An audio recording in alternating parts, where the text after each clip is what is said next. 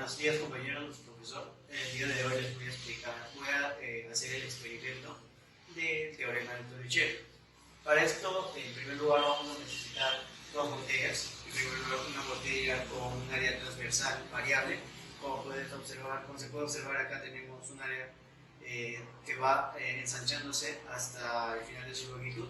En cambio, y tenemos aquí otra botella que tiene un área transversal casi continua durante toda su longitud.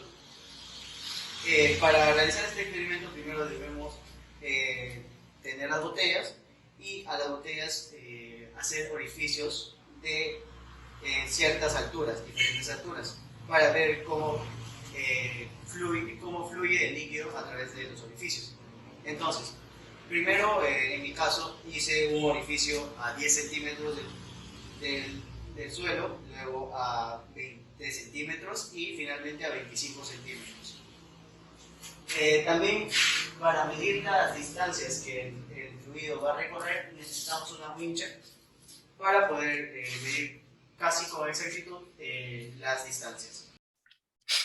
Bueno, primero se plantea una hipótesis que, ya que en este caso nosotros, o bueno, yo replicaré el experimento con dos botellas de diferentes áreas transversales.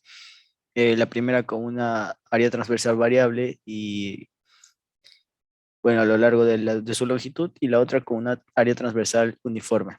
Por lo tanto, yo puedo intuir que para la botella del área transversal variable, la distancia de llegada del líquido será mucho menor a la distancia teórica y existirá un error mucho mayor con respecto a la distancia horizontal de la botella con área uniforme, ¿no? Bueno, ahora procederemos a realizar el experimento. En primer lugar, tenemos que destapar el orificio a 10 centímetros del suelo. Acá vamos a observar cuánto es la distancia que el líquido va a fluir, ¿no? Y podemos ver que el líquido fluye a una distancia de casi 20 centímetros. Ahora procederemos a abrir el orificio, el segundo orificio que está a 20 centímetros de la parte de abajo. Lo abrimos y podemos observar que cae hasta 24 centímetros de distancia, más o menos. Finalmente procedemos a abrir el tercer orificio que está a 25 centímetros de la base y vamos a observar qué distancia es la que alcanza el fluido. Podemos observar que alcanza una distancia de 19 centímetros aproximadamente.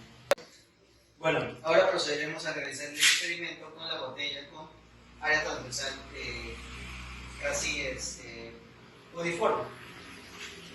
En primer lugar, vamos con el orificio más cercano a la base de la botella, que está a 10 centímetros. Lo destapamos y vamos a ver cuánto es la distancia que alcanza el fluido.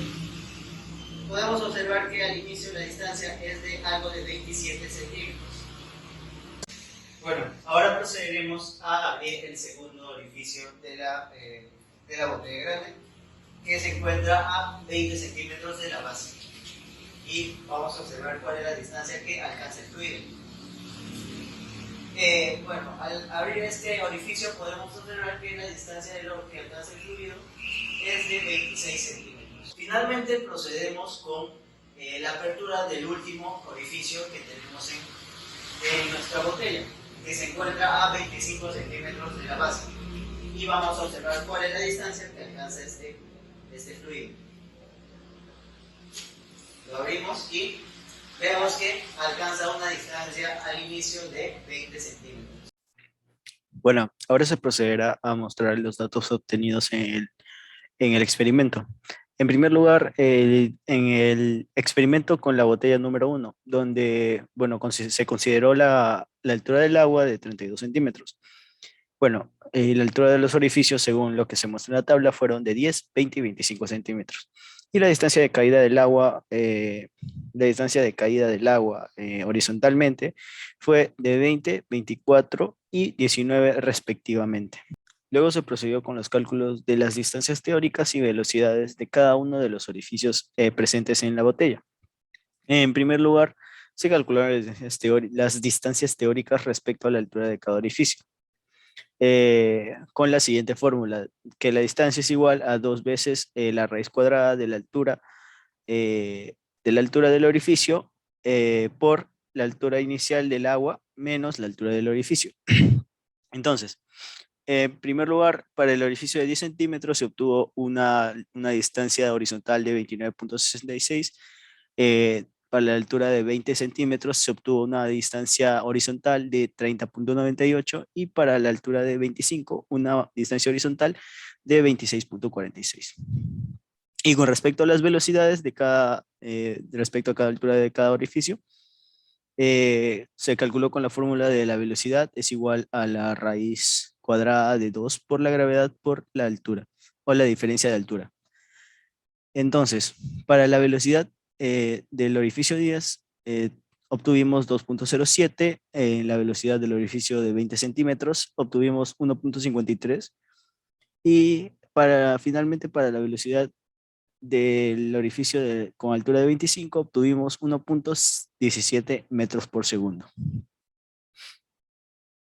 Bueno, en cuanto a los errores porcentuales de la botella 1, pudimos obtener que los errores porcentuales fueron muy altos, como se pueden ver en la imagen. El primer error fue de 32,57, el segundo fue de 22,53 y el tercero de 32,81% respectivamente. Y esto, como se había explicado antes, podría ser debido al cambio en el área transversal que posee nuestra botella. Ahora procederemos con el análisis del experimento con la botella número 2, la cual es una botella de 3 litros con un área transversal que no varía mucho a lo largo de su longitud y que es, por no decir así, muy uniforme. Entonces, consideramos la altura del agua igual, 32 centímetros, y la altura de los edificios la misma para poder compararlo con el procedimiento número 1. Entonces, obtuvimos que las distancias de caída del agua respectivamente para 10, 20 y 25 centímetros fueron de 28, 27 y 20 centímetros horizontalmente. Bueno, en cuanto a los cálculos de las distancias teóricas y velocidades, fue lo mismo que el anterior, ya que se tomó los mismos datos de las alturas de los orificios para poder compararlos. Y en cuanto a los errores porcentuales obtenidos para la botella número 2, se obtuvieron unos errores porcentuales de 5,6%, de 12,84% y de 20,63% respectivamente en cada uno de los orificios de 10, 20 y 25 centímetros. Entonces,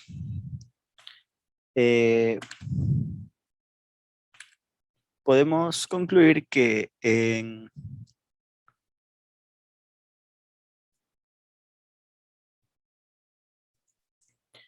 y bueno, con todos estos datos podemos concluir que al final se comprobó la hipótesis planteada eh, que dimos al inicio, que al utilizar un recipiente con área transversal variable en el inicio del recipiente, la distancia de chorro de agua va a ser menor a la del recipiente con el área transversal uniforme.